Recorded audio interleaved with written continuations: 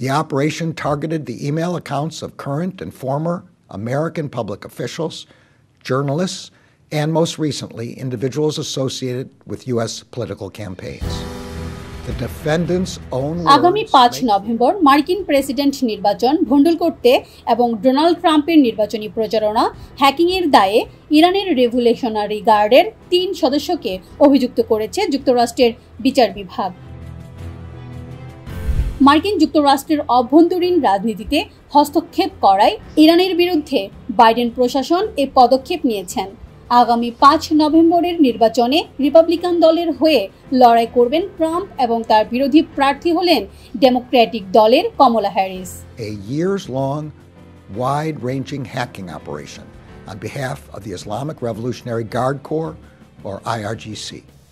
তবে ইরানের বিরুদ্ধে আনিত অভিযোগ অস্বীকার করেছে তেহরান। বৃহস্পতিবার 26 সেপ্টেম্বর দেশটি এ নিয়ে আনুষ্ঠানিক প্রতিক্রিয়া জানিয়েছেন।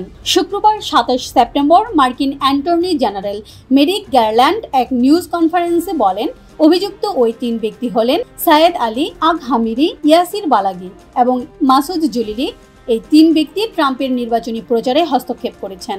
They were attempting to undermine former President Trump's campaign in advance of the 2024 U.S. presidential election.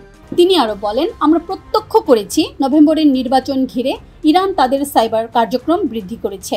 অভিযোগে বলা হয়েছে ওই 3 ব্যক্তি ভুয়া ইমেল ব্যবহার করে ট্রাম্পের ক্যাম্পেইন প্রতিনিধিদের সঙ্গে যোগাযোগ করেন এবং বোঝাতে সক্ষম হন যে তারা একটি বিশ্বস্ত সূত্র। এরপরই ইমেইলে একাধিক লিঙ্ক পাঠিয়ে নির্বাচনী প্রচারণাতে হস্তক্ষেপ করা হয়। যুক্তরাষ্ট্রের ট্রেজারি বিভাগ জানিয়েছে, জালিয়াতির ঘটনায় ওই 3 ব্যক্তি সহ ইরানের রেভলিউশনারি গার্ডের আরও অনেক সদস্যের বিরুদ্ধে নিষেধাজ্ঞা আরোপ করা হয়েছে। গবেষকরা বলেছেন, ইরানের হ্যাকিং দল যা APT42 কিংবা চামিং কিটেন নামে পরিচিত, এই দলটি মোবাইলে নজরদারি সফটওয়্যার স্থাপনের জন্য বেশ পরিচিত। এর মাধ্যমে কল রেকর্ড, টেক্সট চুরি এবং নীরবে ক্যামেরা ওপেন ও মাইক্রোফোন চালু করা সম্ভব। ইরানের অভিযুক্ত ওই 3 ব্যক্তি মার্কিন আইন শৃঙ্খলা বাহিনীর হাতে গ্রেফতারের আগেই দেশে চলে গেছেন। তবে বিচারক গারল্যান্ড বলেছেন, দীর্ঘ অভিযানের পর অন্যান্য আন্তর্জাতিক অপরাধীদের গ্রেফতার করা হয়েছে।